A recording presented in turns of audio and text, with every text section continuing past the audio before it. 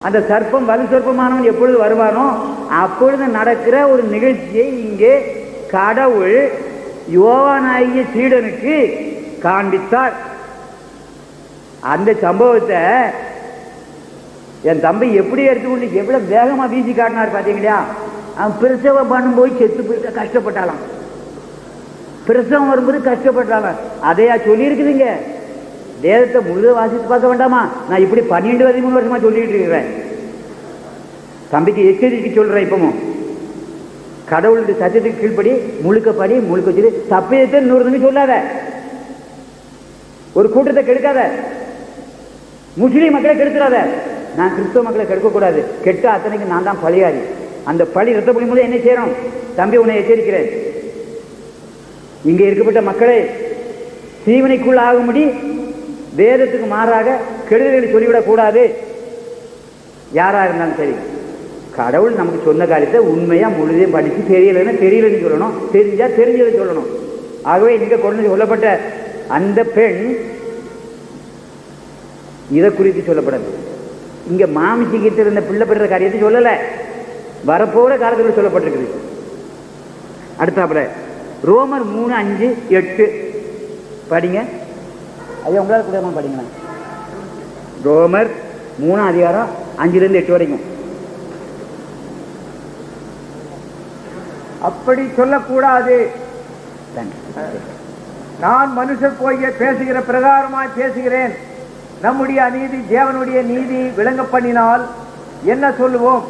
கோபாக்கினையை செலுத்துகிற தேவன் அநீதராய் இருக்கிறார் என்று சொல்லலாமா? அப்படி சொல்லக்கூடாது. சொல்லக்கூடுமானால் தேவன் உலகத்தை நியாயம் தீர்ப்பது எப்படி? அன்றியும் என் பொய்யினாலே தேவனுடைய சத்தியம் அவருக்கு என்னுடைய பொய்யினாலே தேவனுடைய சத்தியம் அவருக்கு மகிமை உண்டாக விளங்கினது உண்டானால் இனி நான் பாவி என்று தீர்க்கப்படுவானேன். பாத்தீங்க, நன்மை வரும்படிக்கு தீமை செய்வோமாக என்றும் சொல்லலாம் அல்லவா அப்படின்னு நிறுத்திட்டாரு தம்பி. அது அதோட முடிஞ்சு போச்சா? தொடருங்க. நாங்கள் அப்படி போதிக்கிறவர்கள் அல்ல. சிலர் எங்களை தூஷித்து சொல்லுகிறார்களே, அல்லவா? அப்படி போதிக்கிறவர்கள் மேல் வரும் ஆக்கினை நீதியாயிருக்கும். போதிக்கிறவர்கள் மேல் வரும் ஆக்கினை நீதியாயிருக்கும். மன்னிச்சுக்கிடுங்க ஐயா.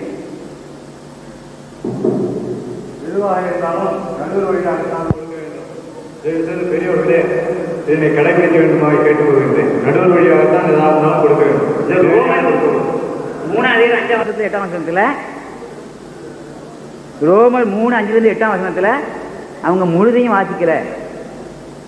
ஏதோ அந்த சொன்ன அந்த கடவுளுடைய மனிதன் தான் போய் செய்து கடவுளை பற்றி சொல்லி அந்த பொய்னால கடவுளை மகிமைப்படுத்தினதாகவும் அவங்க சொல்லி உங்களுக்கு விளக்கிட்டாங்க.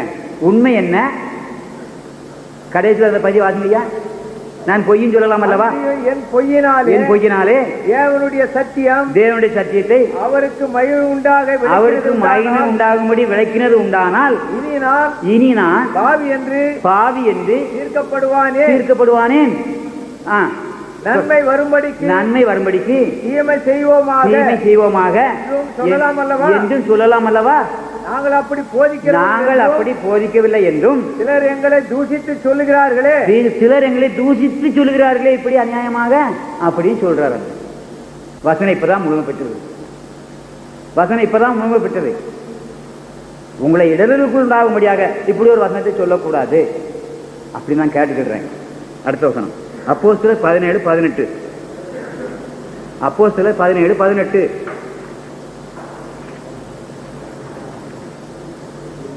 17:18. அப்பொழுது எபிக்கூராரும் ஐயா நீங்க வச்சுக்கிறாங்க. அப்பொழுது எபிக்கூரரும் ஸ்தோயிக்கருமான ஞானிகளில் சிலர் அவனுடனே வாக்குவாதம் பண்ணினார்கள். ஆமா, அந்த கிரேக்க பேருடைய 2 பேர் அங்க பேசுறாங்க. அந்த பேர் நமக்கு வாயில வரமனு பத்திலாம் நான் அப்படி சொல்றேன். கிரேக்கர்களுடைய பேர் அது. அந்த 2 பேரு அவங்க அந்த ஊர்ல உள்ளவங்க இப்படி பேசினாங்களாம். எப்படி? அவனுடனே வாக்குவாதம் பண்ணினார்கள். அவனுடனே, அதாவது கடவுளை குறித்து சொன்ன ஒரு மனிதனுடனே அந்த மனிதனோட வாக்குவாதம் பண்றாங்க. எப்படி பண்றாங்க? இந்த வாயாடி என்ன பேச போகிறான், வாயாடி என்ன சொல்ல போகிறான்னு கேட்பான் வாப்பா அப்படின்னு கூப்பிடுறான் ஒருத்தன். சிலர் இவன் அந்நிய தேவதைகளை அறிக்கிறவனாக இவன் என்றார்கள். அந்நிய தேவர்களை பற்றி அறிவிக்கிறான். அந்த ஊர்ல ஒரு தெய்வத்தை பற்றி பேசி ஏற்கனவே தெரியும் அவங்களுக்கு, அந்த கிரேக்க நாட்டுக்காரங்களுக்கு ஏதோ ஒரு காரியம் அவங்களுக்கு தெரியும், கடவுளை குறித்து ஒரு காரியம் தெரியும். ஆனா இவங்க பேசுற காரியம், இந்த மனுஷன் பேசிட்டு இருக்க காரியம் வித்தியாசமான ஒரு காரியம். இவன் என்னமோ அந்நிய தேவங்களை பற்றி பேசுறான்னு கேட்ப மாட்டான்னு ஒரு ஃப்ரெண்ட்ஸ் கூப்பிடுறாங்க. அவன் இயேசுவையும் உயிர்த்தெழுதலையும் அவர்களுக்கு பிரசங்கித்தபடியினாலே அப்படி சொன்னார்கள்.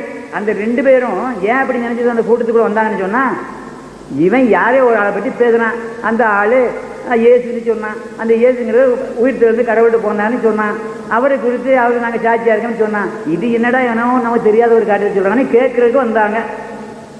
அவர்கள் அவனை மார்ச் மேடைக்கு அழைத்துக் கொண்டு போனார்கள். நீ சொல்லுகிற புதிதான உபதேசம், நீ இப்போ எங்கிட்ட சொல்ற அந்த புதிய காரியத்தை இன்னதென்று நாங்கள் அறியலாமான்னு கேட்டாங்க. நீ என்னவோ சொல்றியப்பா, அது என்ன நீ விளக்கங்கள் சொல்லு அப்படின்னு கேட்டாங்க. நூதனமான காரியங்களை எங்கள் காதுகள் கேட்க பண்ணுகிறாய். நீ சொன்ன காரியத்தை எங்களுக்கு எல்லாம் நூதனமா இருக்கு, நாங்கள் இதுக்கு மேல இதை கேட்கல.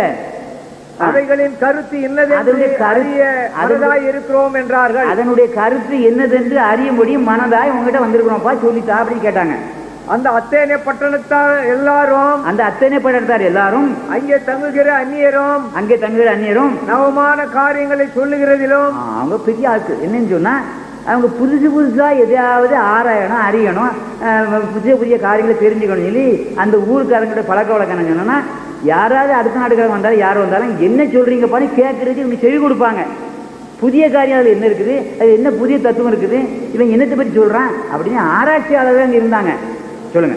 அப்பொழுது பவுல் மேடையின் நடுவிலே நின்று, அத்தேனரே, எந்த விஷயத்திலும் நீங்கள் மிகுந்த தேவ பக்தி உள்ளவர்கள் என்று காண்கிறேன்.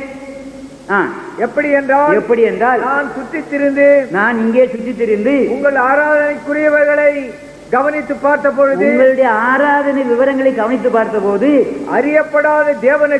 அறியப்படாத அந்த தேவனுக்கு என்று எழுதியிருக்கிற என்று ஒரு வார்த்தை அங்கே காணப்பட்டது.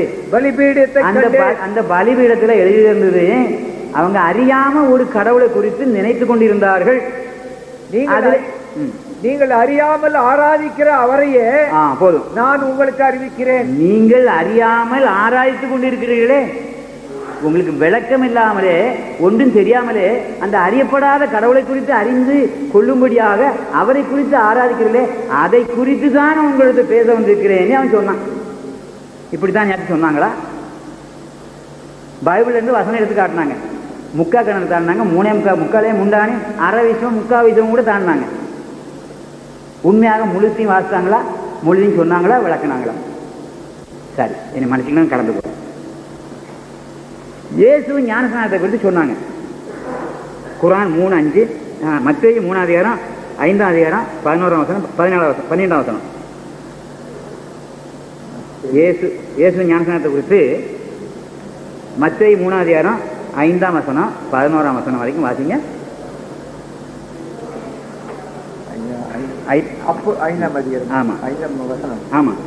அப்பொழுது எருசலேம் நகரத்தாரும் யூதேயா தேசத்தார் அனைவரும் யோர்தானுக்கு அடுத்த சுற்றுப்புறத்தார் யாவரும் அவனிடத்திற்கு போய், அந்த எஸ்ரேல் பட்டணம் யோர்தான்ங்கிறது அந்த சுற்றி வட்டாரத்தில் உள்ள எல்லாரும் யோர்தானுக்கு அந்த அவங்க சொன்னாங்களே அந்த யோவான் ஸ்நானங்களிடத்துல வந்தாங்க. ஏங்கியாங்கிறவர் தங்கள் பாவங்களை அறிக்கையிட்டு அவர்கள் தங்கள் பாவங்களை யோர்தான் நதியில் அவனால் ஞானஸ்நானம் பெற்றார்கள். யோவான் ஸ்நானகனிடம், அந்த யாகியா என்கிற அந்த தேவனுடைய புருஷனிடம், தேவனுடைய மகனிடம், தேவனுடைய பிள்ளையிடம், அவருடைய தீர்க்கதரிசியிடம் வந்து அறிக்கை செய்தாங்க. என்னத்தை? தங்களுடைய பாவங்களை அறிக்கை செய்தார்கள். பரிசேயரிலும் சதுசேயரிலும் அநேகர் தன்னிடத்தில் ஞானஸ்நானம் பெறும்படி வருகிறதை அவன் கண்டு, அதாவது பரிசேயர்களும் யூதர்களும் பெரிய கெட்டிக்காரங்க, கடுமையான வேதத்தை அறிஞ்சவங்க. சதுசேயர்கள் அதை விட பெரிய கெட்டிக்காரங்க. ஒருவனுக்கு ஒருவன் விட்டு கொடுக்காத 2 குரூப் அங்கே இருந்தாங்க. ரெண்டு குரூப்பாருமே வந்து இந்த யோவான் ஸ்நானத்துக்கு கீழே முழங்காடிட்டு ஜெபம் பண்ணி எனக்கு என் பாவரிக்க நான் வந்து பாவரிக்க தனக்கு செய்த பாவத்தை அறிக்கையிட்டு அந்த யோர்தான் நதியில் போய் ஞான ஸ்நானம் எடுத்தாங்க. விரியன் பாம்பு குட்டிகளே, அவங்கள பார்த்து அவன் கேட்டான், விரியன் பாம்பு குட்டிகளே, வரும் கோபத்துக்கு தப்பித்துக் கொள்ள கடவுளுடைய கியாமத்து நாளிலே வரப்போகிற அந்த வேதனைக்கு நீங்கள் தப்பித்துக் கொள்வதற்கு உங்களுக்கு வகை காட்டினவன் யார்? உங்களுக்கு வகை காட்டின இப்படி அங்கிட்ட வந்து பாவரிக்கை செஞ்சது உங்களுக்கு வகை காட்டின யாரு அப்படின்னு கேட்கிறான். மன திரும்புதலுக்கு ஏற்ற கனிகளை கொடுங்கள், நீங்கள் உங்களுடைய மனம் திரும்புதலுக்கான அந்த நற்கனிகளை கொடுங்கள் அப்படின்னு சொன்னான். ஆபிரகாம் எங்களுக்கு தகப்பன் என்று உங்களுக்குள்ளே சொல்லிக் கொள்ள நினையாதிருங்கள். ஆபிரகாமுக்கு தான் நான் பிறந்தேன்னு சொல்லிக்கிட்டு இருக்குது, அது ஒண்ணும் மேன்மை இல்லை உனக்கு. கொஞ்சம் பாருங்க, நான் கிறிஸ்தவனா தான் பிறந்துட்டேன்னு சொல்றதுனால உங்களுக்கு ஒன்றும் மேன்மை இல்லை. நான் முஸ்லீம் குடும்பத்திலாம் பிறந்துட்டேன்னு சொல்றது உங்களுக்கு மேன்மை இல்லை.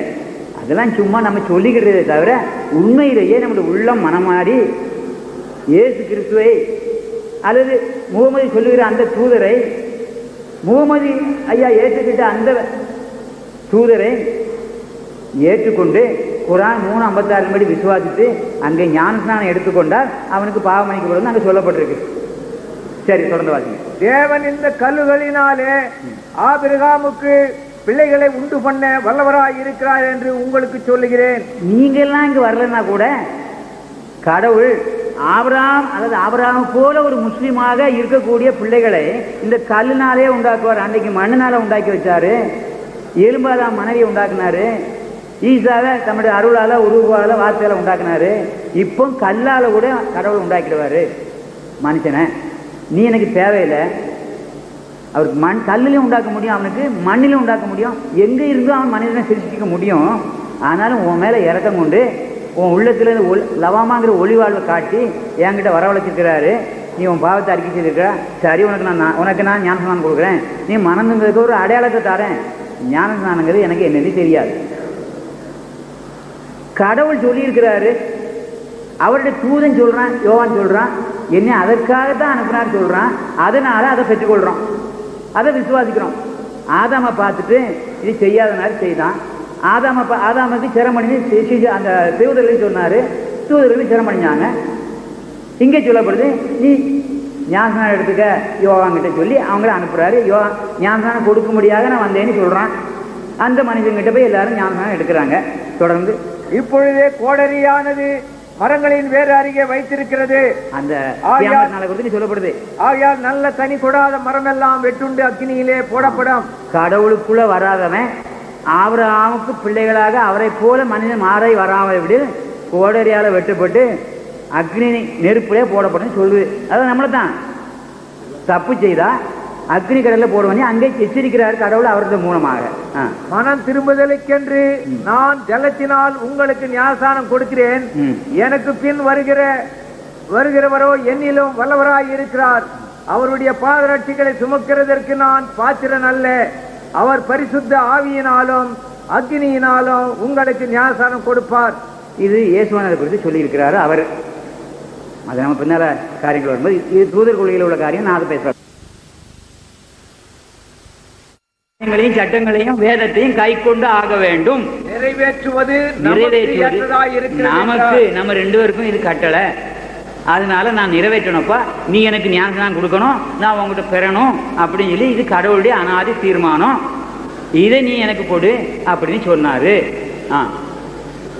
சொல்லுங்க, அடுத்த வாசிங்க.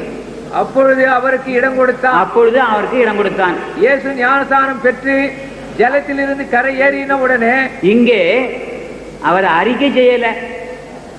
என்ன செய்யல? மேல பார்த்தா எல்லாரும் அறிக்கை செய்தாங்க மனிதர்கள் எல்லாம். இவர் போயிட்டு அங்க என்ன செய்யல? பாவ அறிக்கை செய்யல. கடவுள் இப்படி சொல்றாரு, யோவான்கிட்ட போய் நீ ஞானஸ்நானம் எடுத்துக்கன்னு சொல்றாரு. அதனால போய் செய்யறாரு. ஆதாம போயிட்டு சிரமணின்னு சொல்லி சாதிக்கு சொன்ன அந்த தன்னுடைய தூதர்களுக்கு சொன்னாரு, சிரமணிந்தாங்க. இங்கே யோவான்கிட்ட போய் நீ ஞானஸ்நானம் எடுத்துக்கன்னு கடவுள் அவரை ஏவி அனுப்புனாரு. அந்த நீதியை நிறைவேற்ற முடியாம வந்தாரு. இவர் அங்க போய் பாவ அறிக்கை செய்யல. மனிதர்கள் எல்லோரும் பாவரிக்கை செய்வதற்கும் இந்த இயேசுவாய குழந்தை போயிட்டு அங்கே போயிட்டு அவர்கிட்ட ஞானஸ்நானம் எடுக்கிறதுக்கும் சம்பந்தம் இல்லை. 2 பேருக்கு இடையில வேற ஒரு பெரிய பிளவு இருந்தது. அவங்க அறிக்கை பண்ணாங்க பாவத்துக்கு, இவர் அங்கே அறிக்கை பண்ணாமலே கடவுளுடைய நீதி இதுதான் என்று சொல்லி தன்னை ஒப்பு கொடுத்தார், கீழ்ப்படிந்தார். அந்த வேளையில சொல்லுங்க, இயேசு ஞானஸ்நானம் பெற்று ஜலத்திலிருந்து கரையேறின உடனே இதோ வானம் அவருக்கு திறக்கப்பட்டது. வானம் திறக்கப்பட்டது. தேவ ஆவி, தேவனுடைய ஆவி புறாவை போல இறங்கி. புறா எப்படி இறங்கு பார்த்திருக்கீங்களா? புறா எப்படி இறங்கும்? மற்ற காக்கா பார்த்தீங்கன்னா சலக்குன்னு வந்து குத்து வைக்கும், புறாந்த பார்த்தா சவார்னு வந்து அடிக்கும், குருவியை பார்த்தா சொட்டுன்னு வந்து குத்து வைக்கும். ஆனா புறா என்ன செய்யாது, பலார்னு வந்து விழாது, மெதுவா இறங்கி வந்து அப்படியே நிற்கும். அப்படியே இறங்கி இறங்கி இறங்கி நிற்கும், மெதுவா வந்து உட்காரும். நீங்க வேணா புறா வளர்க்குற மாட்ட வீட்டிலே பாருங்க, எந்த புறாவும் ஓடி வந்து உட்காராது, அப்படியே வந்து கொஞ்சம் உயரம் இருக்கும்போது அப்படியே அப்படியே அப்படியே அப்படி செட்டை இறக்கி இறக்கி இறக்கி ஆடி ஆடி ஆடி ஆடி ஆடி மெதுவாக வந்து அமரும். அந்த பரலோகத்தில் அந்த பரிசுத்த ஆவி மெதுவாக வந்து இவருடைய தலையில் வந்து இறங்கினத அந்த யோவான் ஸ்நானகர் பார்த்தாராம். இதுதான் அங்கே சொல்லப்பட்டிருக்கு. அந்த பரிசுத்த இறங்குறத அங்கே புறா வந்து இறங்கல தரல, புறாவை போல் கடவுளுடைய ஆவி மெதுவாக வந்து இறங்கி வரல, அவருடைய தலையில அபிஷேகம் பண்றத அவருடைய ஞான கண்ணுல கண்டுறாரு. அவர் கடவுளுடைய மனிதன், அது அவருக்கு காணப்பட்டது காட்டினாரு. அன்றியும் வானத்திலிருந்து ஒரு சத்தம் உண்டாகி, இவர் என்னுடைய நேசகுமாரன், இவரில் பிரியமாய் இருக்கிறேன் என்று உரைத்தது அப்படின்னு சொல்லிச்சாங்க. இதுதான் அந்த காரியம். அது அவங்க அதை முழுமையா அதை எடுத்துக்கிடல, அல்லது அவங்களுக்கு விளங்கிக்கிடல. சொல்லக்கூடாதுன்னு சொன்னாங்களோ இல்லைன்னா விளங்கிக்கிடாம சொன்னாங்களோ எனக்கு தெரியாது, அது அவங்களுடைய பாடு. ஆனால் உண்மையில் விஜயதான் சொல்லுதுன்னா, இப்போ நான் சொன்ன விளக்கத்தை தான் சொல்லியிருக்குது. அவங்க உள்ள அறியாமல் வேற விதத்தை சொல்லியிருக்கலாம், அதை குறித்து எனக்கு கவலை இல்லை. அடுத்தப்ப இயேசுவோட மரணத்தை பற்றி சொன்னாங்க. லூக்கா 2:22-53 ஒரு வசனத்தை சொல்றாங்க, இயேசுவின் மரணம். லூக்கா 22:53. நான் தினந்தோறும் தேவாலயத்தில் உங்களுடனே கூட இருக்கையில் நீங்கள் என்னை பிடிக்க கை நீட்டவில்லை, இதுவோ உங்களுடைய வேலையும் அந்தகாரத்தின் அதிகாரமுமாய் இருக்கிறது என்றார். இது உங்களுடைய வேலை, அதாவது பிசாசானவன் உங்களை ஏவி விட்டு என்னை கொலை பண்றதுக்கு உங்களை தூண்டி விட்டுருக்கிறான், அதனால இப்போ வந்து என்னைய தொந்தரவு பண்ணி என்னை கொண்டு விடணும்னு நினைச்சு வந்திருக்கிறீங்க அப்படின்னு சொல்லி இயேசுவானர் யூதர்களை பார்த்து, யூதர் அவைகளை பார்த்து, அங்கிருந்த போதர்களை பார்த்து சொல்றாரு. யோவான் 12:27. யோவான் 12:27.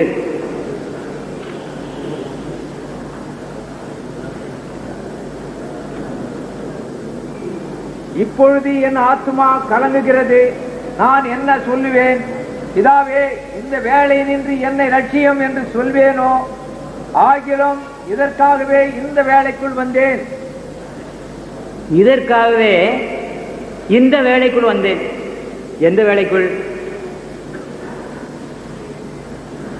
எந்த வேலைக்குள்? அவரை கொலை செய்யும்படியாக யூதர்கள் சுற்றி சுற்றி அலைகிறாங்க, எப்போமாவது கொண்டுவிடணும்னு சொல்லி. இவன் தங்களுடைய வேதத்துக்கு விரோதமாக பேசுகிறதாக இயேசு யூதருடைய வேதத்துக்கு விரோதமாக தன்னை மனிதகுமாரன் கடவுளுடைய பிள்ளைன்னு சொல்லிக்கிட்டு இருக்கிறான். இவன் எப்படி கடவுளுடைய பிள்ளைன்னு சொல்லுவான்? நான் கூட சொன்னவங்ககிட்ட, நானும் கடவுளுடைய பிள்ளை தான், முஸ்லீம் என்று சொல்கிற அனைவரும் கடவுளுடைய பிள்ளை தான், கிறிஸ்தவன் சொல்கிற அத்தனை பேரும் கடவுளுடைய பிள்ளை தான், கடவுளுக்கு கீழ்படுற எல்லோரும் கடவுளுடைய பிள்ளை தான் சொல்கிறோம். இதில் என்ன தப்பு பண்ணி அவர் திருப்பி அவங்களை கேட்குறாரு ஒரு இடத்துல. கடவுளுக்கு பிள்ளை, கடவுளுக்கு கீழ்படுற பிள்ளைகள்லாம் கடவுளுடைய பிள்ளைகள் தான். அதைத்தான் தம்பி எல்லாரும் எடுத்து விளக்குனாங்க. கடவுளுடைய பிள்ளைன்னு சொல்லக்கூடாது, அது ஒரு விசேஷித்த தன்மை இல்லை. நம்ம எல்லாரும் கடவுளுடைய பிள்ளை தாங்கிறத விளக்குனாங்க. நான் அதை ஒத்துக்கிடுறேன். இயேசுவானவரும் கடவுளுடைய பிள்ளை தான், நானும் கடவுளுடைய பிள்ளை தான். கடவுளுக்கு கீழ்படிஞ்சா கடவுளுடைய பிள்ளை, பிசாசுக்கு கீழ்படிஞ்சா பிசாசு பிள்ளை. நான் திருப்பியும் சொல்றாரு, கடவுளுக்கு கீழ்படிஞ்சா கடவுள் மகன், பிசாசுக்கு கீழ்படிஞ்சா பிசாசு மகன். வேதத்துக்கு விரோதமாக பேசுனா பிசாசு மகன், வேதத்துக்கு ஒத்து பேசுனா கடவுள் மகன். வேதத்தோட ஒட்டிக்கிட்டா கடவுள் மகன், வேதத்துக்கு விரோதமாக தப்பு பிசாசு மகன். குரானோட ஒட்டிக்கிட்டா கடவுளுடைய பிள்ளை, குரானுக்கு விரோதமாக பேசுனா பிசாசு பிள்ளை. சரிதானா? முகமது சொன்னதுக்கு விரோதமாக பேசுனா பிசாசு பிள்ளை, முகமது சொன்னதுக்கு ஒட்டி போனா அவன் கடவுளுடைய பிள்ளை. இப்ப நான் கடவுளுடைய பிள்ளைன்னு ஒத்துக்கிட்டீங்களா? அப்படிதான் எல்லாரும் இருக்கிறோம். 12:27 வருஷத்துலையா? 27 வருஷம். சரி, அப்போ 18,037 வருஷம். 18 37 அப்பொழுது பிலாத்து அவரை நோக்கி, அப்படியானால் நீ ராஜாவோ என்றான். இயேசு பிரத்யுத்தரமாக, நீர் சொல்லுகிறபடி நான் ராஜா தான். சத்தியத்தை குறித்து சாட்சி கொடுக்க நான் பிறந்தேன். இதற்காகவே இந்த உலகத்தில் வந்தேன். சத்தியவான் எவனும் என் சத்தம் கேட்கிறான் என்றார். திருவாசியா. அப்பொழுது பிலாத்து அவரை நோக்கி, அப்படியானால் நீ ராஜாவோ என்றான். இயேசு பிரத்யுத்தரமாக, நீர் சொல்லுகிறபடி நான் ராஜா தான். ஆமா, அதாவது இப்போ கடவுள் மகனானி கேட்கும்போது சண்டை போட்டாங்க. அவங்களே இவரை என்ன செய்றாங்க, இன்னொரு இந்த வசனத்தை சொன்ன இன்னொரு எதிர்வசனத்தில் இருக்குது, நீர் சொல்லுகிறீரா, இந்த யூதர்கள் அப்படி சொல்லுகிறார்களா, நீர் சொல்லுகிறபடி தான் சொல்லிடுவாரு. யூதர்கள் என்னத்தான் ராஜான்னு சொல்லி அங்கே எழுதி வச்சிருக்கிறாங்களா, அப்படி இல்லைன்னா நீரே என்ன ராஜான்னு நினைக்கிறீரான்னு கேட்பாருங்க. அப்போ இவர் சொல்றாருங்க, நீ சொல்றபடிதான் சொல்லிடுவாரு. இதை சொல்றது யாரு? அவர் யூதர்களுக்கு ராஜாவாக வருவார் என்று அங்க முன்னாலே சொல்லப்பட்டிருக்குது. அவர் கூட பிறந்த பிள்ளைகளை ராமாவில் ஒருமிக்க எல்லா 2 வயது குழந்தைகள் ஆண் குழந்தைகள்லாம் வெட்டி போட்டாங்க. ஏன் வெட்டினாங்க? கிழக்கில் இருந்து நான் சொல்லுவேன், எங்க ஊர்ல இருந்து தான் போனாங்க அந்த சாஸ்திரிகள்னு சொல்லுவேன். அதாவது தமிழ்நாட்டில இருந்து தான் போனாங்கன்னு சொல்லுவேன். எங்க இங்க தான் பான சாஸ்திரிகள் நல்லா இருந்தாங்க. கீழ்நாட்டில் திருவிடத்துல தான் திராவிடத்துல தான் வான சாஸ்திரிகள் கடவுளை குறித்து அறிந்த மக்கள், கடவுளை அறியதாக இருந்த மக்கள் இங்கே தான் இருந்தாங்க. போகருங்கிற முனிவர் அங்கே போயிட்டு வந்ததாக சொல்லப்பட்டிருக்கு. அதனால இங்கிருந்து தான் போயிருப்பாங்க. அவங்க போய் அவரை சாஷ்டாங்கமாக விழுந்து வணங்கினாங்க. அந்த யூதர்கள் ராஜா எங்கேன்னு சொல்லி ராஜா வீட்டில் போய் கேட்டாங்க. ராஜா வீட்டில் போயிட்டு யூதருக்கு ராஜாவை பிறந்தது எங்க அங்கே ஒரு பிள்ளையும் பிறக்கல. என்னடா அந்த மண்ணை நினைச்சான், நமக்கு விரோதமாக ஒரு ராஜா பிறந்திருக்காங்க, நம்ம வீட்டில் ஒன்று பிறக்கலையே, அவன் எங்கடா இருக்கான்னு பார்த்தா தேடம் காணலை. தேடி தேடி பார்த்தா கிடைக்கல. உடனே ராமாங்கிற ஊர்ல இருந்த அந்த சுற்றில இருந்த கிராமத்தில் உள்ள ஜனங்கள் எல்லாம் அது பெத்லகேம்ல பிறப்பாருன்னு அங்கே ஒரு வசனம் இருந்தது. தீர்க்க தரிசி சொல்லியிருந்தாங்க, இந்த சொல்லப்பட்டிருந்த மேசியா அந்த பெத்லகேம்ல பிறப்பாருன்னு ஒருவன் சொன்னான். அங்கே இருந்த தீர்க்க தரிசி ஒருத்தன் சொன்னான். நேரே போனால் அந்த ஊருக்கு அத்தனை ஆம்பளை பிள்ளையும் வெட்டி கொண்டு போட்டான். ஆனால் இயேசுவான என்ன செய்யப்பட்டாரு? அவருடைய யோசேப்புக்கு சொல்லப்பட்டு அவர் அங்கிருந்து எகிப்துக்குள்ள தூக்கிட்டு போயிட்டார். அந்த குழந்தைய 2 வயதுக்கு உட்பட்ட இத்தனை ஆம்பளை பிள்ளையும் கொண்டு விட்டான். அன்னைக்கு அந்த காரியத்தை தான் யூதருக்கு ராஜாவை பிறந்திருக்க எங்கே என்று அந்த நம்ம நாட்டு சாஸ்திரிகள் அங்கே சொன்ன காரியத்தை இங்கே சொல்லப்படுது. யூதருக்கு ராஜா நீ சொல்றியா நான் சொல்றேன்னு கேட்டான். அந்த யூதர்கள் மத்தியில் அப்படி ஒரு வார்த்தை இருந்தது. ஏசு யூதர் ராஜான்னு சொன்னதாக சொல்லிக்கிட்டாங்க. அதனால யூதர் ராஜாங்கிறது நீ தானே சொல்றேன் கேட்டா, அவன் உன் ஜனங்கள் சொல்லுதுப்பான்னு சொல்லுவார் ஒரு இடத்துல. அது நீ தானே சொல்ற, ஆமா நான் அப்படித்தான் சொல்லிட்டார். உண்மையிலேயே அவர் வரப்போகிற காலத்தில் இந்த உலகத்தை ஆள போறார் கொஞ்ச காலம். அது உங்களுக்கு தெரியும். இயேசுவானவர் இந்த பூமியை கொஞ்ச நாள் ஆட்சி செய்வார். அது ஒரு 40 வருஷம்னு குரான்ல சொல்லுது. அந்த 40 வருஷம் என்ன சொல்றது? அது ஒரு முழுமையான வருஷம். பைபிள் அது 1000 வருஷம் ஆட்சின்னு சொல்லுது. குரானிலே அது அரை நாள் 1000 வருடம்னு சொல்லப்பட்டிருக்கு. அரை நாள் 500 வருடம்னா ஒரு நாள் 1000 வருடம். அந்த ஒரு நாள் 1000 வருடம் ஆளுவார்னு சொல்லி இந்த பூமியில் உள்ள மக்களையும் ஆளுவார் சொல்லி சொல்லப்பட்டிருக்கு. குரான்ல 40 வருஷம் அவர் இந்த நாட்டை உலகத்தை ஆளுவார்னு சொல்லப்பட்டிருக்கு. அது உங்களை எல்லாருக்கும் தெரியும். அதனால அவர் ஆட்சிக்குரியவர் ராஜா தான் அப்படின்னு நாம எல்லாரும் ஒத்துக்கிடுறோம். அந்த இடத்துல கடந்து வர்றேன். சகரியா 11 மத்தேயு 14 22 23.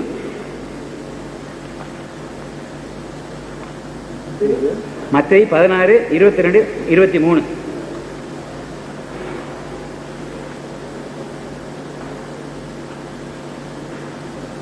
அப்பொழுது பேதுரு அவரை தனியே அழைத்து கொண்டு போய், ஆண்டவரே, இது உமக்கு நேரிடக்கூடாதே, இது உமக்கு சம்பவிப்பதில்லை என்று அவரை கடிந்து கொள்ள தொடங்கினான்.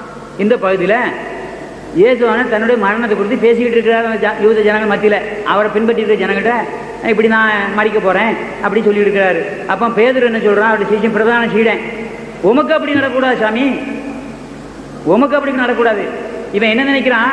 எங்களுக்கு ஒரு ராஜா வருவாரு, நாங்க 12 பேர் இவர்கிட்ட இருந்துட்டு சிங்காசனத்திலிருந்து உங்களெல்லாம் ஆட்சி பண்ணணும் அப்படின்னு எனக்கு ஒரு பேராசை. அவன் ஒரு மீன் பிடிக்கிற அறிவில்லாத ஒரு வேலை செய்கிற ஒரு மனுஷன். அவனுக்கு ஆசை இருந்தது, இயேசுவானவர் ராஜாவை வரணும், நான் பிரதான மந்திரியா இருக்கணும், மற்ற 17 பேரும் எனக்கு கீழே இருக்கணும்னு அவனுக்கு ஒரு ஆசை இருந்துச்சு. அந்த ஆசை நிறைவேறாம போயிடுமே சொல்லி இயேசுவானவரே உமக்கு அப்படி நடக்கக்கூடாது, உமக்கு இது நடக்கூடாதுன்னு அவன் சொல்றான். அப்ப இயேசுவான் என்ன சொல்றாரு? அவரோ திரும்பி பேதுருவை பார்த்து எனக்கு பின்னாக போ சாத்தானே. சாத்தானே வெளியே போடா, போயிடாங்க. இது இதை சொல்றதுக்கு எனக்கு நீ அதிகாரி இல்லை. நான் எதுக்காக வந்திருக்கிறேன் தொடருங்க. நீ எனக்கு இடரலாய் இருக்கிறாய், தேவனுக்கு ஏற்றவைகளை சிந்தியாமல், தேவனுக்கு ஏற்றவைகளை சிந்தியாமல் மனுஷருக்கு ஏற்றவைகளை சிந்திக்கிறாய், மனுஷனுக்கு ஏற்றவைகளை சிந்திக்கிறாய். நானோ தேவனுடைய சித்தத்தை செய்யறதுக்கு வந்திருக்கிறேன் அப்படின்னு சொல்றாங்க. அடுத்து 23 வசனம் ஐயா, அதுதான் சொல்லி. சரி, அப்படின்னா சகரியா 11, 12, 13. சகரியாங்கிற பகுதியில் 11ஆம் அதிகாரம் 12ஆம் வசனம். சகரியா ஜகரியா 11, 12, 13 வாசிங்க. உங்கள் பார்வைக்கு நன்றாய் கண்டால்,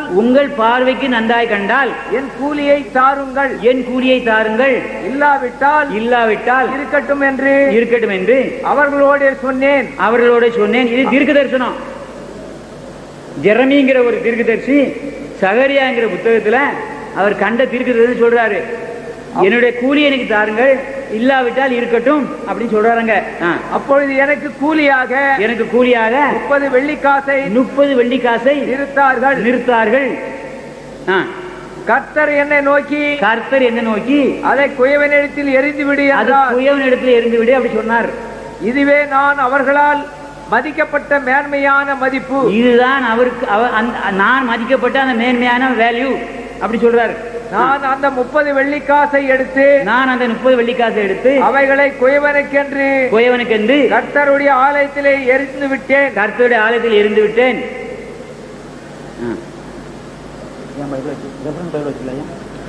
சகரியா 11 எடுத்துங்க. சகரியா 11, 12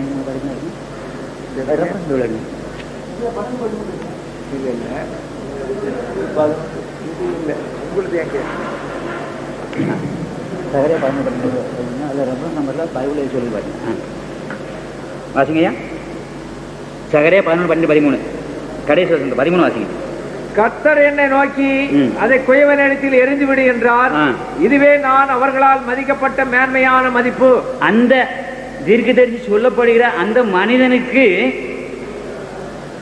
தீர்க்கதரிசியால் இங்கே சொல்லப்படுகிற அந்த மனிதனுடைய வேல்யூ, அதாவது அவனுடைய விலை மதிப்பு 20 வெள்ளிக்காசு, 30 வெள்ளிக்காசு இங்க சொல்லப்படுது.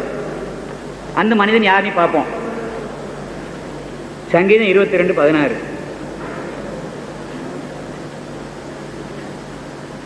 சங்கீதம் 22, 16. 22, 16. நாய்கள் என்னை சூழ்ந்திருக்கிறது, பொல்லாதவர்களின் கூட்டம் என்னை வளைந்து கொண்டது, என் கைகளையும் என் கால்களையும் உருவக்குத்தினார்கள். இந்த மனுஷன் சொல்றாரு தன்னை குறித்து. அங்கே சொல்லப்படுது தீர்க்கதரிசியால. யாருக்கு? தாவூதுங்கிற அந்த தீர்க்கதரிசிக்கு இந்த மனிதனை குறித்து அந்த தாவீதுக்கு சொல்லப்படுது. முன் அடையாளமாக தீர்க்கதரிசியால சொல்லப்படுது. என்ன சொல்லப்படுது? 22வது முதல் வசனம் வாசிங்க. 1, 2. என் தேவனே, என் தேவனே, ஏன் என்னை கைவிட்டீர்? எனக்கு உதவி செய்யாமலும் நான் கதறி சொல்லும் வார்த்தைகளை கேளாமலும் ஏன் தூரமாய் இருக்கிறீர்? என் தேவனே, என் தேவனே, ஏன் என்னை கைவிட்டீர்? 7, 7 லாமா மா சபக்தானி அப்படின்னு சொல்லி முன்னாலேயே தாவீது மூலமாக அந்த வசனம் முன்னறிக்கை செய்யப்பட்டது, தீர்க்க தரிசனமாக கூறப்பட்டது. 7, 7 லாமா சபக்தானி அப்படின்னு சொல்லி தாவீது அரசனால, அவர் ஒரு தீர்க்கதரிசியா இருந்தனால அவர் மூலம் கடவுள் முன்னறிவித்தார். வாசிங்க. அடுத்தது அதை குறித்த வசனம் இருக்காது. 15 26 நீங்க வாசிங்க.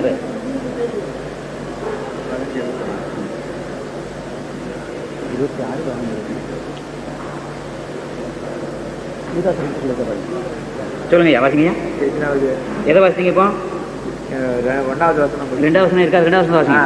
என் தேவனே, நான் பகலிலே கூப்பிடுகிறேன், நான் பகலிலே கூப்பிடுகிறேன், உத்தரவு கொடீர். நீர் உத்தரவு கொடுக்கவில்லை. இரவிலே கூப்பிடுகிறேன், இரவிலே கூப்பிடுகிறேன், எனக்கு அமைதி இல்லை. எனக்கு அமைதி இல்லை. இப்படியான ஒரு நிலை அந்த மனிதனுக்கு இருந்தது. இப்படியான ஒரு நிலை அந்த மனிதனுக்கு இருந்தது. அடுத்து 3வது. இஸ்ரவேலின் துதிகளுக்குள் வாசமாயிருக்கிற தேவரீரே பரிசுத்தர். ஏசாயா 53 அதிகாரம் 7ஆம் வசனம். ஏசாயா 53 அதிகாரம் 7ஆம் வசனம்.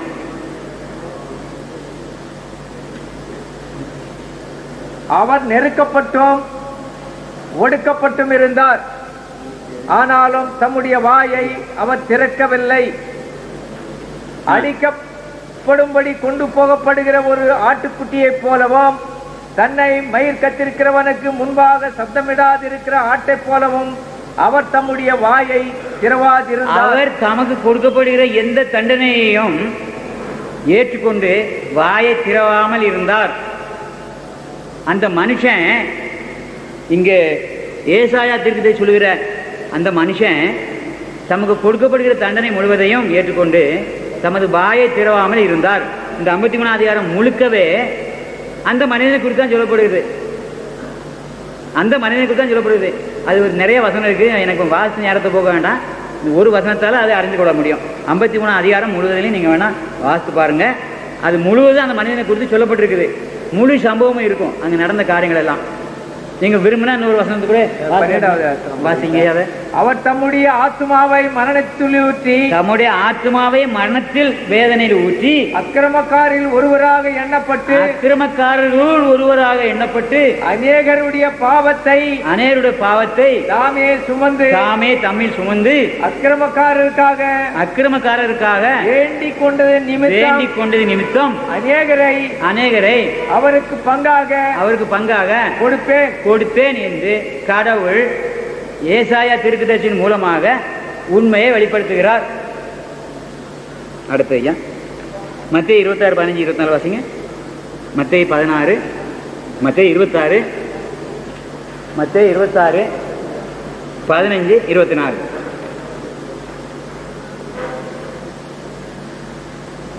நான் அவரை உங்களுக்கு காட்டி கொடுக்கிறேன். நான் உங்களுக்கு அவரை காட்டி கொடுக்கிறேன். நீங்கள் எனக்கு என்ன கொடுக்கிறீர்கள்? அதாவது சகரியா 11 அதிகாரம் 12, 13 வசனத்துல சொன்ன அதே தீர்க்கதரிசனத்தை இங்க நான் உங்களுக்கு நிறைவேற்றி காட்டுறேன்.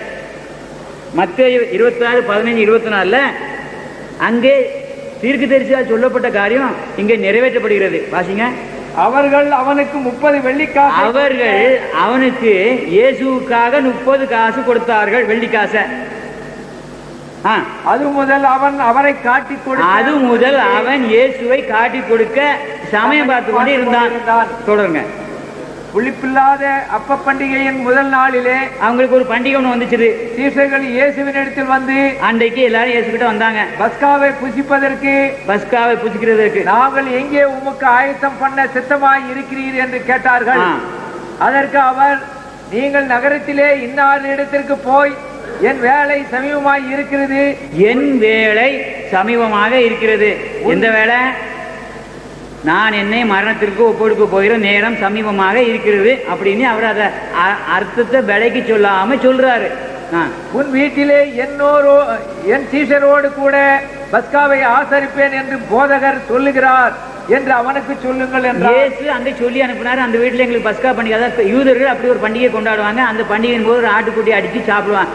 அந்த பந்தியை வச்சுக்கிடுவாங்க. அவங்க ஒருத்தருக்கு வந்து எல்லாரும் ஒரே பந்தியில் உட்காந்து சாப்பிடுவாங்க. இது அவங்களுடைய பழக்க வழக்கம். வருஷத்துக்கு ஒரு முறையாக அப்படி செய்வாங்க. அதை செய்ய சொல்லி அங்கே அந்த கட்டளையிடுறாங்க. பஸ்கா பண்டிகை கொண்டாட போறாங்க. அடுத்து வாசிங்க. இயேசு கற்பித்தபடி சீஷர்கள் போய் பஸ்காவை ஆயத்தம் பண்ணினார்கள். சாயங்காலமான போது 12 கூட அவர் பந்தியில் இருந்தார். அவர்கள் போஜனம் பண்ணுகையில் அவர், உங்களில் ஒருவன் என்னை காட்டி கொடுப்பான் என்று மெய்யாகவே உங்களுக்கு சொல்லுகிறேன் என்றார். ஆமா. அடுத்து, அப்பொழுது அவர்கள் மிகவும் துக்கம் அடைந்து அவரை நோக்கி, ஆண்டவரே, நானோ என்று ஒவ்வொருவராய் கேட்க தொடங்கினார்கள். அவர் பிரத்யுத்தரமாக, என்னோடு கூட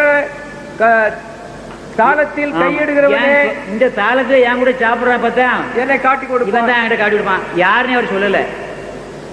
12 பேர் 12 13 பேர் ஒரு தாளத்துக்கு சாப்பிடுறாங்க. ஒன்னா சமபதி உட்காந்து சாப்பிடுறாங்க.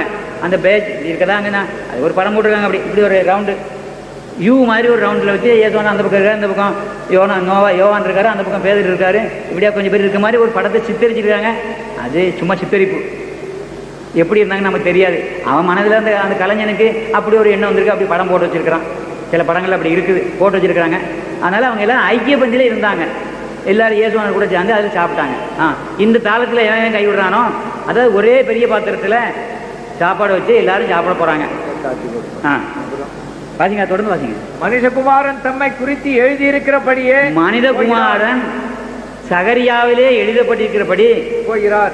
சபூரிலே எழுதப்பட்டிருக்கிறபடி தான் போக வேண்டிய வேலைக்குள் கடந்து போகிறார்.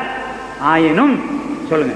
ஆகிலும் எந்த மனுஷனால் மனுஷகுமாரன் காட்டி கொடுக்கப்படுகிறானோ அந்த மனுஷனுக்கு ஐயோ ஐயோ என்று சொன்னார். உண்மையிலே அவனுக்கு விபத்து வருது. இது கடவுளால் குறிக்கப்பட்ட காரியம்.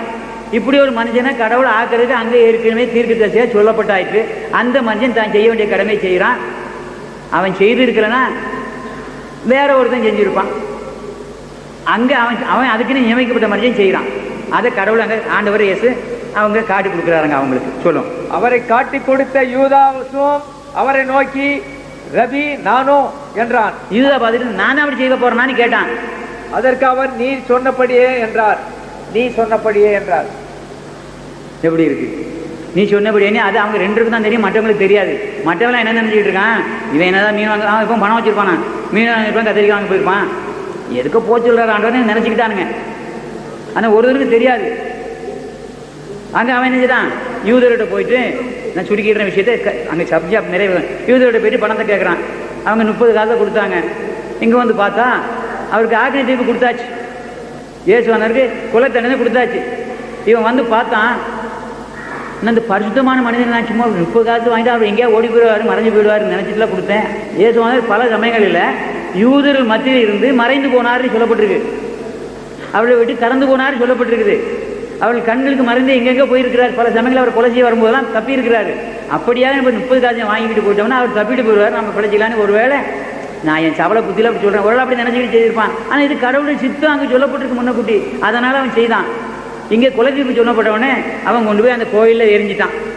சகரியா தீர்க்கதரிசியில் அதான் சொல்லியிருக்குது. அந்த ஆலயத்தில் கொண்டு போட்டான். அந்த பணத்தை சாபத்துக்கு உண்டான பணம் அதை எடுக்கக்கூடாது யூதர்கள் செஞ்சாங்க. அதை காணிக்கப்பட்டில் போடாமல் எடுத்து கொண்டு போய் அதை வச்சு ஒரு நிலத்தை வாங்கினாங்க. அதுக்கு பிறகு கோயாமை நிலம். அதைத்தான் அந்த சகரியா தீர்க்கதரிசி புத்தகத்தில் சொல்லப்பட்டிருக்குது. 11, 12, 13 இன்னொரு காதை வாசிச்சிருக்கீங்க. அந்த தீர்க்க தரிசனத்தை அதாவது முன்குறிக்கப்பட்ட காரியம் இது. சகரியா 11, 12, 13 அது திரும்ப தான் வாசிக்கணும் தான் சொன்ன வசனம் தான்.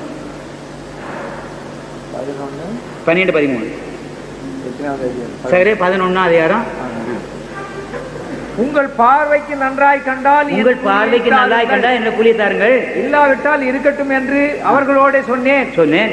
அப்பொழுது எனக்கு கூலியாக 30 வெள்ளிக்காசை 30 வெள்ளிக்காசை இயேசுவை காட்டி கொடுக்கிறதுக்கா 30 காசை கொடுத்தாங்க. கர்த்தர் என்னை நோக்கி அதை குயவனிடத்தில் எரிந்து விடு என்றார். அதை நீ கொண்டு போக முடியாதா? அந்த பரிசுத்தமான மனிதனை கொலை செய்யறதுக்கா நீ வாங்கின காசு கொண்டு போக முடியாதுன்னு மனச்சாட்டில் உணர்த்திச்சு. இதுவே நான் அவர்களால் மதிக்கப்பட்ட மேன்மையான மதிப்பு. அவன் அந்த 30 காசு எவ்வளவு மதிப்புங்கிறது அங்க சொல்லுது அந்த இடத்துல. நான் அந்த 30 வெள்ளிக்காசை எடுத்து அவைகளை குயவனுக்கென்று கர்த்தருடைய ஆலயத்திலே போட்டான்.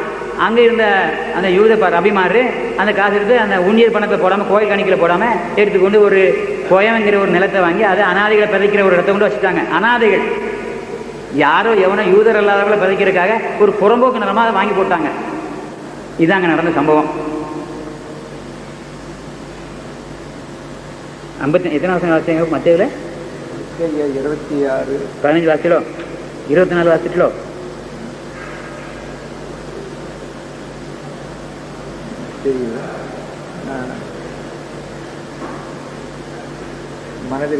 மத்திய 26 மத்திய 26 15 மட்டும் தான் வாசிங்களா? 24 வாசிங்க. மத்தேயு 26:24. மனுஷகுமாரன் தம்மை குறித்து எழுதியிருக்கிறபடியே போகிறார். ஆகிலும் எந்த மனுஷனால் மனுஷகுமாரன் காட்டிக் கொடுக்கப்படுகிறாரோ அந்த மனுஷனுக்கு ஐயோ. மனித குமாரன் அவரு தன்னை அவரு கடவுள் பிள்ளைங்க அங்கே சொல்லலை. இந்த இடத்துல ஒரு மனித குடும்பத்துக்குள்ள தான் நான் இருக்கிறேன் அப்படின்னு சொல்றாரு. இப்னுல்லா அப்படின்னு சொல்லி வார்த்தை இருக்குதுன்னு நான் நினைக்கிறேன். அது சரியாக தவறான்னு தெரியாது. இப்னுல்லான்னு சொல்ல நான் கேள்விப்பட்டிருக்கேன். என்னோட பேசின இமாமார்கள் இப்னுல்லான்னு சில சமயத்தில் சொல்கிறத நான் கேட்டிருக்கிறேன். அதனால் நான் அந்த வார்த்தையை திருப்பி சொல்கிறேன். இப்னுல்லான்னா ஒரு இயேசுவை தான் அப்படி சொல்லியிருக்கு போலிட்டு நான் நினச்சிக்கிட்டு இருக்கிறேன். அது சரியாக தவிர அதை பற்றி எனக்கு கவலை இல்லை. அப்படி சொல்கிறதெல்லாம் மனிதகுமாரன் அப்படின்னு அந்த வசனத்தை சொல்லுது. சொல்லுங்கய்யா. அவர் போக வேண்டிய அந்த என்ன நியமிக்கப்பட்டதோ அந்த இடத்த கடந்து போகிறாரு. அந்த வேலையை கடந்து போகிறேன்னு சொல்லி அங்கே சொல்லப்படுது. 54வது வசனம் ஐயா. மத்தேயு 26:54. அப்படி செய்வேனானால் இவ்விதமாய் சம்பவிக்க வேண்டும் என்கிற வேத வாக்கியங்கள் எப்படி நிறைவேறும் என்றார். எப்படி வாசிங்க சேர்த்து வாசிங்க. முன் வசனங்கள் சேர்த்து வாசிங்க. நான் இப்பொழுது என் பிதாவை வேண்டிக் கொண்டால் அவர் 12 லேகியோனுக்கு அதிகமான தூதரை என்னிடத்தில் அனுப்ப மாட்டார் என்று. அதாவது இவர் இந்த இயேசு நம்மை போல கடவுளுடைய மகன். நாம இப்போ கண்ணீரோட ஒரு வார்த்தையை வேண்டுனா உள்ளத்தில் ஒரு சமாதானத்தை கடவுள் கொடுக்குறாரு.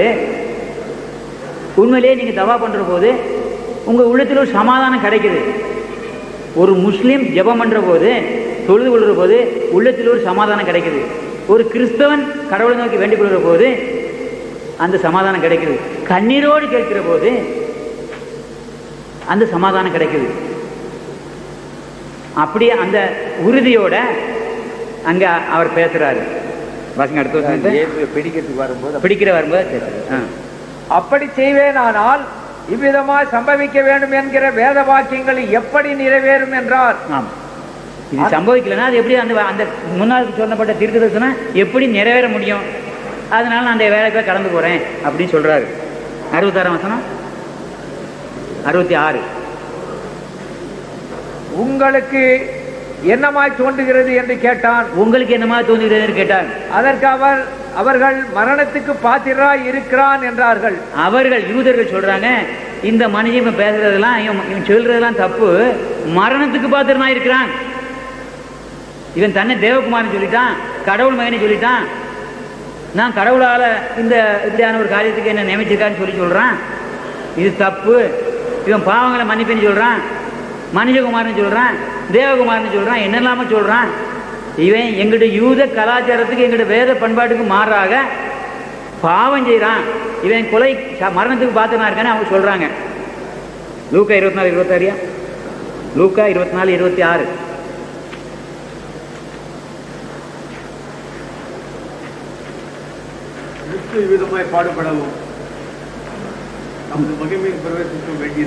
கிறிஸ்து இவ்விதமாய் பாடுபடவும் தமது மகிமைக்குள் பிரவேசிக்க வேண்டியதும் வேண்டியதில்லையா என்று மோசே முதல் சகல தீர்க்கதரிசிகளும் எழுதிய எல்லா வேத வாக்கியங்களும் இவரை குறித்து சொல்லிய தீர்க்க தரிசனங்களை எல்லாம் அவர்களுக்கு எடுத்து காண்பித்தார். அடுத்தாப்புல யோவான் 2:19-22. யோவான் 2:19-22. 2:19-22. 22.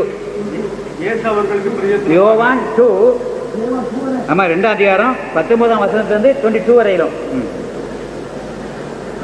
படிங்க. இயேசு அவர்களுக்கு பிரதித்திரமாக இந்த ஆலயத்தை இடித்து 3 நாட்களுக்குள் கட்டுவேன் அப்படின்னு சொன்னார். எந்த ஆலயத்தை? எருசலேமில் இருக்க தேவாலயத்தை இல்லை. அவர் சொல்ற இந்த இருதயமாகிய நம்முடைய தேவனுடைய ஆலயம் இது. தேவன் குடியிருக்கிற இடம் இந்த இருதயம். தேவன் தம்முடைய ஆத்மாவை இதற்குள் கொடுத்தார். அவருடைய ஜீவனை நம்மளுக்கு தந்திருக்கிறார். இங்கே ஒரு ஆத்மா இருக்கிறது. இது தேவனுடைய வீடு. உங்களுடைய வீடு இங்க தேவனுடைய வீடு. நீ இதுல விபச்சாரம், கொலை, களவு, திருட்டு, பீடி, சாரம், விஸ்கிய குடிக்காத. அது பரிசுத்தமான வீடு. இந்த பரிசுத்தமான வீட்டை பாதுகாத்துக்க அப்படின்னு கடவுள் கட்டளை தந்தாரு. இந்த ஆலயத்தை தேவன் எனக்கு கொடுத்த இந்த சரீரத்தை. அப்பொழுது யூதர்கள் இந்த ஆலயத்தை கட்ட 46 வருஷம் சென்றதே, நீர் இதை 3 நாளைக்குள்ளே எழுப்புவீரோ என்றார்கள். அவன் நினைச்சுக்கிட்டு இருக்கிறான் அவங்களுடைய தேவாலயத்தை கட்டுறதுக்கு, சாலமோன் கட்டின தேவாலயத்தை உடைக்கிறதுக்கு கட்டுறதுக்கு 40 வருஷம். எத்தனை வருஷம்? 43 வருஷம் ஆச்சு.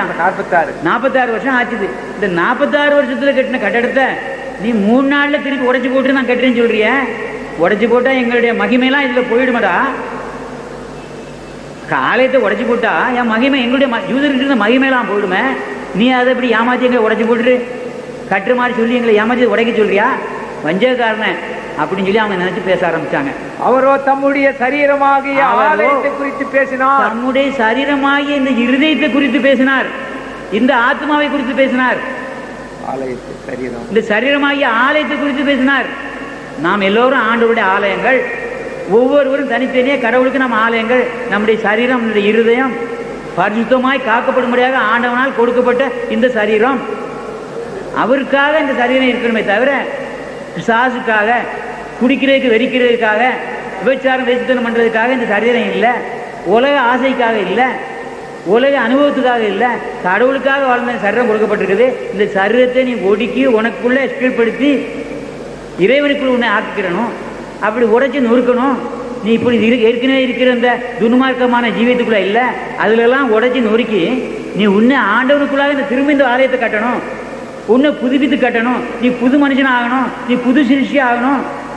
நீ கடவுளை அறிந்து கடவுளை நோக்கி பின்பற்றி போகணும். நீ மேலும் மேலும் வளர்ந்து வரணும். அந்த ஆலயம் கோபுரங்கள் கட்டப்படணும், மினார்கள் கட்டப்படணும். மினார்கள் வந்து அவனுடைய உள்ளத்தின் மேன்மையை படித்தளங்களாக உயர்த்தி கொண்டு போகணும். அப்படின்னு தான் அங்க ஆண்டவர் சொன்னார். அவர் இப்படி சொன்னதை அவர் மரித்தோரில் இருந்து எழுந்த பின்பு, அவர் மரித்து உயிர்த்தெழுந்த பின்பு அவருடைய சீஷர்கள் நினைவு கூர்ந்து அவர்கள் இதை அப்பொழுதுதான் நினைச்சு பார்த்தாங்க. இப்படி வாக்கியத்தையும் இயேசு சொன்ன வசனத்தையும் விசுவாசித்தார். அவர் 3ஆம் நாள் உயிர்த்தெழுந்தார்னு சொல்லி கண்டுகிட்ட பிறகு, கண்ணால கண்ட பிறகு, இவர் அன்னைக்கு இப்படி சொன்னாரு, அது இதைத்தாண்டா சொல்லியிருக்கிற, நம்ம இன்னும் தெரியாத முட்டாளா இருந்திருக்கிறோமே அப்படின்னு அந்த மீன் பிடிக்கிறவர்கள், அந்த சீடர்கள், அதுக்கு பிறகுதான் அவங்களுக்கு விளங்கிச்சு. அது வரைக்கும் அவங்க இயேசுவனை குறித்து ஒண்ணுமே தெரியாத முழு மண்டுகளா இருந்தாங்க. இயேசுவனை குறித்து ஒண்ணுமே தெரியல. அவருக்கு ஒன்றும் அவரை குறித்து அவங்களுக்கு சொல்லிக் கொடுக்கல. பெரும்பாலும் முழுக்க மறைத்தார். அவர் முழுக்க தன்னை குறித்து ஒண்ணுமே வெளியே காட்டிக்கிடல. ஒரு மனிதனாக, நம்மை போல ஒரு மனிதனாக, பாவம் செய்யாத ஒரு மனிதனாக, நல்ல ஒரு மனிதனாக, உத்தமனாக இந்த பூமியில் நம்மை போல் வாழ்ந்தார். என்னை போல் தான் வாழ்ந்தார், உங்களை போல் தான் வாழ்ந்தார். அவருக்கு ஒரு விசேஷ தன்மை பூமியில இருக்கல. என்ன இருந்தது? மனிதனை போல, சராசரி மனிதனை போல அவர் எந்த பாவமும் செய்யலை. அதுதான் அவர்கிட்ட விசேஷ தன்மை. பூரண மனுஷனா இருந்தார். நாம அறவுற மனுஷனா இருக்கிறோம். பாவம் முற்றிலும் நம்மளிருந்து நீங்கின்றா, நம்ம பாவமே செய்யலைங்கன்னா நாம அப்போதான் பூரண மனிதன். அது வரைக்கும் நம்ம மனிதனே இல்லை, பிசாசின் மகன். அது வரையும் முழு மனிதனா எப்போ வர்றோம்? முழு பரிசுத்தனா கடவுள் எப்படி நம்ம எப்படி விரும்புகிறாரோ நம்மில், அப்படியாக வரும்பொழுதுதான் நாம முழு மனிதனாக முடியும். அவர் அந்த முழு மனிதனா இருந்தார். அவர் இந்த பூமியில கடவுளா இருக்கல, அது கடவுளுடைய தூதனா தான் இருந்தார். தம்பிமார் சொன்னதை நான் அப்படியே ஒத்துக்கிடுறேன். கடவுளுடைய தூதராக இந்த பூமியில் என்னை போலும் உங்களை போலும் மனிதனாக இருந்தார். 100க்கு 100 மனிதனாக இருந்தார். நான் இன்றைக்கு 60% மனிதனாக இருக்கிறேன். உங்களை எத்தனை சதவீதம் நீங்களே கணக்கு போட்டு பார்த்துக்கிறேங்க. நான் இன்னும் 40% வந்தாதான், கடவுளுக்குள்ள நான் 40% வந்தாதான் அவரை போல ஆக முடியும். அது எனக்கு தெரியாது. ஆண்டவருக்கு சித்தம். நான் எப்படி வாழ்வணும், இன்னும் எத்தனை வருஷம் வாழ்வணும் எனக்கு தெரியாது. நான் சாகிறதுக்கு முன்னால அவரை போல 100க்கு 100 மனிதனாக நான் ஆக வேண்டும். அப்போதான் நான் அந்த நித்தியத்துக்குள்ள போக முடியும். அதுவரையில் எனக்கு இல்லை வாழ்வு. நான் மற்றவங்களை குறித்து சாட்சி சொல்றதுக்கு நான் ஆயத்தம் இல்லை, மற்றவங்க மேலே குற்றம் சொல்றதுக்கு நான் ஆயத்தமா இல்லை. அது நீங்களே உங்களுடைய உள்ளத்தில் உணர்ந்து கொண்டு, அவரவர் தம் தம் குற்றங்களை சுமந்து கொண்டு அதை ஆண்டவனிடத்தில் அறிக்கையிட்டு முழு பரிசுத்தனாக இயேசுவை போல் மனிதனாக வேண்டும். இதோ இந்த மனிதன் அப்படின்னு சொல்லி பிலாத்து சொன்னான். பிலாத்து மனிதன் அல்ல, யூதர்கள் ஒருவரும் மனிதன் அல்ல. அந்த தேவ ஆலயம் அவங்களுக்குள்ள இருக்கல, அவரை கொண்டவர்களுக்குள்ள அந்த இருதயம் இருக்கல. எல்லாம் பாவிகளா இருந்தானுங்க. இயேசு ஒருவர் தான் முழு மனிதனாக இருந்தார். 100க்கு 100 மனிதனாக இருந்தார். இதோ இந்த மனிதன் என்று பிலாத்து சொன்னான். இந்த மனிதனை குறித்து நான் இன்று பெரும்பாடுபட்டேன், சொப்பனத்தில் மிகவும் கஷ்டப்பட்டேன் என்று அவனுடைய மனைவி அவளுடைய புருஷனுக்கு சொல்லி அனுப்பினான். அந்த நீதிமானை, அந்த மனிதனை விட்டுவிடு, அவர் பரிசுத்தன் என்று சொன்னான். அவன் விட்டு விடுறதுக்கு மனதாக இருந்தான். யூதர்கள் அவனை கொடுமைப்படுத்தி பலவந்தப்படுத்தி அவரை கொலைக்குள்ளாக்கினார்கள். நான் இதுவரைக்கும் இயேசுவானவருக்கு மரணம் வந்தது,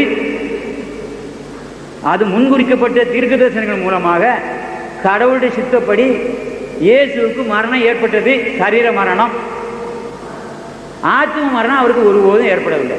ஏன்னா அவர் முழு மனிதனாக இருந்தார். முழு மனிதனாக இருந்ததுனால அவருக்குள் ஆத்ம மரணம் இல்லை அப்படின்னு நான் இப்போ வேதத்தில் சுட்டி காட்டியிருக்கிறேன். எந்த வசனம் வாசிங்கய்யா?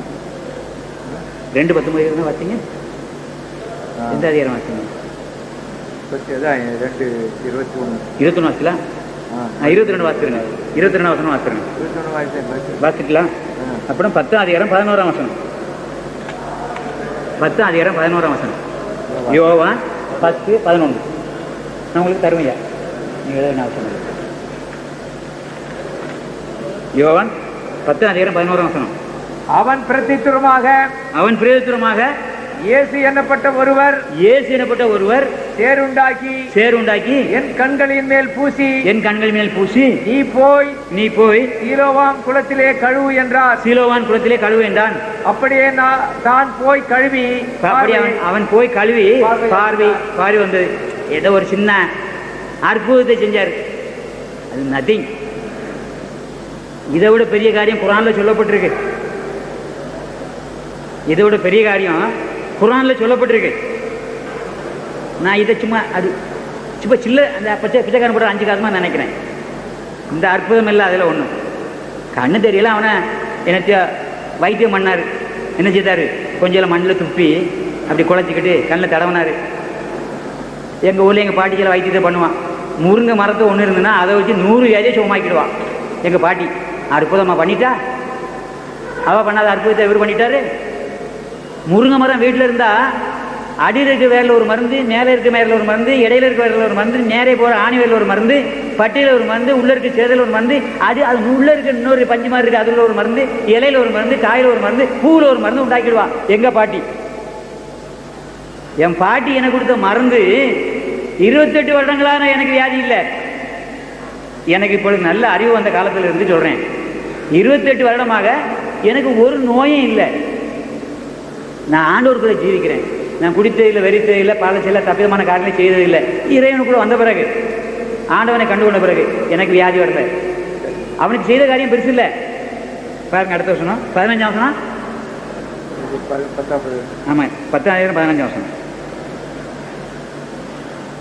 நான் என்னுடையவைகளை அறிந்தோம், என்னுடையவைகளால் அறியப்பட்டிருக்கிறேன். அதாவது ஆட்டை பற்றி சொல்றாரு. ஆடுகளுக்காக என் ஜீவனையும் கொடுத்து. ஒரு ஆடு அவனுடைய மேய்ப்பனே அறியும், அவன் சத்தம் தெரியும். நான் சிறுபிள்ளையா இருந்த காலத்தில் ஒரு ஆடு வளர்த்தேன். நான் விசில் அடிச்சாதான் அந்த ஆடு ஓடி வரும். எங்கள் தம்பிக்கு தெரியும். பக்கத்து வீடு தோட்டங்களுக்குலாம் எங்கள் ஆடுகளை அடித்து விரட்டுவோம். மேஞ்சி எடுக்கும். குத்தகக்காரன் வந்துடுவான். உடமரம் இருக்காங்க. உடமரத்தில் திருநெல்வேலிக்காரங்க தெரியாது. உடமணி மேய போகும். எங்கள் கிராமத்தில் பெரியவங்கலாம் வந்துட்டு அந்த ஆடை பிடிக்கிறதுக்கு வருவாங்க. விசில் அடித்தா அது எனக்கு வந்து வீட்டுக்கு வந்துடும். என் ஆட்டை நான் விசில் அடித்தா வந்துடும். அதே மாதிரி மேய்ப்பனுடைய சத்தத்தை ஆடுகள் அறியும். இயேசுவானுடைய சத்தத்தை அவரை சார்ந்த ஜனங்கள் அறிவார்கள். அவருக்கு செவி கொடுத்து கொண்டு இருக்கிறோம். அதே போல முகமது அடியாருடைய சொல்லுக்கு அவரை சார்ந்தவர்கள் இடம் கொடுத்தார்கள், அவரை பின்பற்றினார்கள். பின்னாலே என்ன தெரியாது. இந்த தொழுவத்தில் உள்ள வேறு ஆடுகளும் எனக்கு உண்டு. இந்த இப்ப நான் சொல்ற இந்த மந்தைக்குள்ள உள்ள ஆடுகள் மட்டுமில்ல, கிறிஸ்துவத்தை பின்பற்றி கொண்டே வர்றதாக சொல்கிற இந்த மாடுகள் மட்டுமல்ல, இது இல்லாத அந்த நாட்டுக்குள்ள இன்னும் வேற ஆடுகள் இருக்குது. அவர்களையும் நான் கொண்டு வர வேண்டும். அந்த ஆடுகளை வேணா நம்ம முஸ்லீம்களை சொல்லுவோமே, அந்த ஆடுகள் நானும் நீங்களும் அடங்கிய இந்த முஸ்லீம்களாக ஏன் இருக்கக்கூடாது அந்த மந்தைக்குள்ள வர சொல்லி அவைகள் என் சத்தத்துக்கு செவி கொடுக்கும். உண்மையாகவே முஸ்லீம்கள் இயேசு கிறிஸ்துவுக்கு செவி கொடுக்கிறவர்கள். அப்பொழுது ஒரே மந்தையும் ஒரே மேய்ப்பனாகும். ஆமா, இந்த கிறிஸ்தவர்களையும் அவங்களுக்கு செய்து கொடுப்பாங்க. நான் இப்போ யூதர்களை பேசலை, திருவிடத்தில் இருக்கிற தமிழ்நாட்டில் இருக்கிற இந்த தமிழ் மனிதர்களும் இங்கே இருக்கிற தமிழ் முஸ்லீம்களும் இயேசு கிறிஸ்துவின் சத்தத்துக்கு கீழ்ப்படிவார்கள். அவர்கள் வருவார்கள். கிறிஸ்தவர்கள் முகமது சொன்ன இந்த நேற்று நான் சொன்னபடியான சத்தியத்திற்குள்ளாக வந்து கீழ்ப்படிந்து அவர்களும் இஸ்லாம் ஆகிய கிறிஸ்துவத்தை பின்பற்றுவார்கள். இங்கே இருக்கிற தமிழ் முஸ்லீம்களும் கிறிஸ்துவமாகிய இஸ்லாத்துக்குள் புகுந்து ஒன்றுபட்டு நித்தியத்துக்குள் போக ஆயத்தமாக இருக்கிறார்கள், ஏற்றுக்கொள்வார்கள் என்று நான் நம்புகிறேன். நான் ரெண்டாயும் ஒன்றாக்கிக்கிட்டு ரெண்டும் ஒன்றாக பிரிக்க முடியாமல் இருக்கிறேன். நான் என் ஜீவனை மறுபடியும் அடைந்து கொள்ளும்படிக்கு அதை கொடுக்கிறபடியினால் இதா என்னில் அன்பாய் இருக்கிறார். நான் இந்த ஜீவனை தான் கொடுக்கிறேங்கிறார். ஜீவன்கிறது ஆத்மா. எந்த ஆத்மாவில் உள்ள அந்த பசுத்த தன்மை எல்லா மக்களுக்கும் கொடுக்க நான் ஆயத்தமாக இருக்கிறேன். அது எந்த காரணத்தில் சொல்றாரு எனக்கு விளங்கலை. இப்போ தன்னுடைய ஜீவனை கொடுப்பேன்னு சொல்றாரு. ஏன் அப்படி சொல்றாருன்னு தெரியல. அது இன்னும் கொஞ்சம் நான் கடந்து போனாதான் எனக்கு சொல்ல தெரியும். இப்போ நான் அறிந்ததை சொல்லிக்கிட்டு இருக்கிறேன். ஒருவரும் அதை என்னிடத்திலிருந்து எடுத்துக்கொள்ள மாட்டான். அந்த ஜீவனை, அந்த ஆத்மாவை, அந்த பரிசுத்த இயல்பை அவரில் இருந்து பிசாசோ மனிதனோ மற்றொருவனோ மற்றொரு சக்தியோ உலகமோ பூமியோ வானமோ அவரில் இருந்து அதை பிரித்தெடுக்க முடியாது. நானே அதை கொடுக்கிறேன். அந்த ஜீவனை நானே கொடுக்கிறேன். அதை கொடுக்கவும் எனக்கு அதிகாரம் உண்டு. வானிலும் பூமியிலும் சகல அதிகாரமும் எனக்கு கொடுக்கப்பட்டிருக்கிறது. குர்ஆன் 3:45 சொல்லப்பட்டது. அதை கொடுக்கவும் எனக்கு அதிகாரம் உண்டு, அதை எனக்கு பெற்று திருப்பி எடுத்துக்கொள்ளவும் எனக்கு அதிகாரம் உண்டு அப்படின்னு சொல்றாரு. சொல்லுங்க, எடுத்து அதை மறுபடியும் எடுத்துக்கொள்ளவும் எனக்கு அதிகாரம் உண்டு. இந்த கட்டளையை என் பிதாவினிடத்தில் பெற்றுக்கொண்டேன் என்றார். இதை பிதாவிடத்தில் பெற்றுக்கொண்டேன்னு சொன்னா குர்ஆன் 3:45 அது ஆதாரப்படுத்துது. எவ்வளவு நிறைய இருக்கு. அப்புறம் எவ்வளவு நேரம் இருக்கு? 25 செகண்ட். தேங்க்ஸ். முடிச்சுட போறேன். 17ஆம் வருஷம் வாசிக்கல. 10ஆம் அதிகாரம் 10ஆம் அதிகாரத்தில் 18 படிச்சுட்டேன். சரி, இப்போ 12ஆம் அதிகாரம் 32ஆம் வசனம். யோவான் சுவிசேஷம் 12ஆம் அதிகாரம் 32ஆம் வசனம். நான் பூமியிலிருந்து உயர்த்தப்பட்டிருக்கும் போது, நான் பூமியிலிருந்து உயர்த்தப்பட்டிருக்கிற பொழுது எல்லாரையும் என்னிடத்தில் எடுத்துக் கொள்வேன். என்னுடைய தியாகத்தை காண்கிற அனைவரையும், என்னுடைய தியாகத்தை காணாது விசுவாசிக்கிற அனைவரையும் அந்த என்னுடைய அன்பால் உங்களை என்னிடத்தில் எடுத்துக் கொள்வேன் அங்கு சொல்றார். தாம் இன்ன விதமான மரணமாய் மரிக்கப் போகிறார் என்பதை, தான் இன்ன விதமாய் மரணமாக மரிக்கப் போகிறேன் என்பதை குறிக்கும்படி இப்படி சொன்னார். 18 அதிகாரம் 4ஆம் வசனத்திலிருந்து 9ஆம் வசனம் வரை. 18 அதிகாரம் 4ஆம் வசனம் அதிலிருந்து 9ஆம் வசனம். யோவான் 18:4. இயேசு தமக்கு நேரிடப் போகிற எல்லாவற்றையும் அறிந்து, தமக்கு நேரிடப் போகிற எல்லாவற்றையும் தமக்குள்ளே அறிந்து எதிர்கொண்டு போய் அவர்களை நோக்கி யாரை தேடுகிறீர்கள், யாரையப்பா தேடுகிறீர்கள்? இது என்னன்னு சொன்னா, அவரை கொலை செய்யறதுக்காக கெத்செமனே தோட்டத்துக்குள்ள எல்லாரும், அந்த யூதர் ராஜ்யம் போகுது, யூதரோட படை போகுது,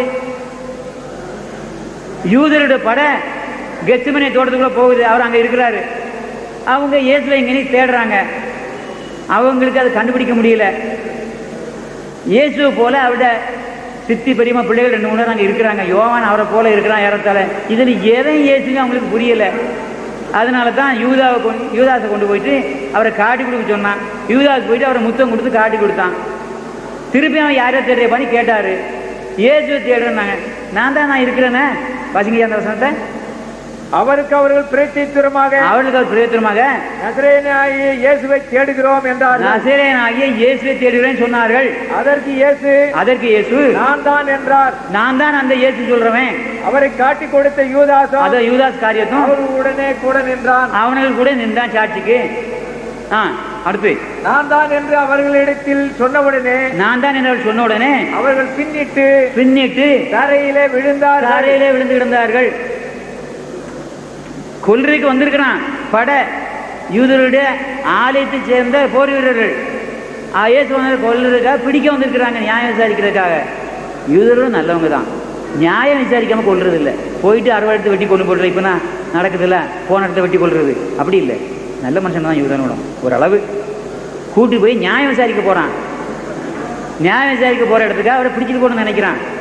எங்கேடா ஏசுகிறான்னு பார்த்தா நான் தான்ப்பா ஏசுன்னு சொல்கிறாரு, மாறு தட்டி நிற்கிறாரு.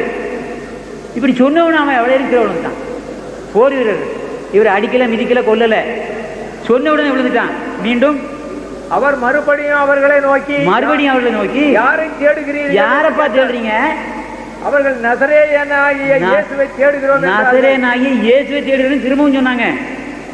இயேசு பிரத்யுத்தரமாக நான் தான் என்று உங்களுக்கு சொன்னேனே, நான் தான் என்று முன்னமே உங்களுக்கு சொல்லிட்டேனே. என்னை தேடுகிறது உண்டானால் இவர்களை போக விடுங்கள். என் பின்னால் இருக்க என் சீசர்களை அனுப்பிடுங்கப்பா, என்ன மட்டும் கொண்டு போப்பா, இவங்கள கொண்டு விடாத. தாய் செய்த குற்றத்துக்கு மகனை போய் கொண்டு விடாத, மகன் செய்த குற்றத்துக்கு தாப்பை கொண்டு விடாத, பிள்ளை செய்த குற்றத்துக்கு தாய் தகப்பனை கொண்டு விடாத, அண்ணன் செய்த குற்றத்துக்கு தம்பியை கொண்டுடாத. நான் தானே உனக்கு குற்றம் செய்திருக்கேன், உன்னுடைய திட்டப்படி உன்னுடைய வேத கட்டளைப்படி நான் தானே தப்பு செய்துட்டேன், என்னை கொண்டு காணி அவர் ஒப்பு கொடுத்துட்டார் தானே. தம்பிமார் தான் சொன்னாங்க. அவர் ஒழிச்சு ஓடிட்டாரு, காணாம போயிட்டாரு, தப்புறதுக்கு வழி பார்த்தாரு அப்படின்னு சொன்னாங்க. உண்மை அது இல்லை. திரும்பி அந்த வசனத்திற்கு வாசிருங்க. நீர் எனக்கு தந்தவர்களில் ஒருவனையும் நான் இழந்து போகவில்லை என்று அவர் சொல்லிய வசனம் நிறைவேறத்தக்கதாக இப்படி நடந்தது. அவரை தவிர வேற யாரும் அவங்க பிடிக்கல.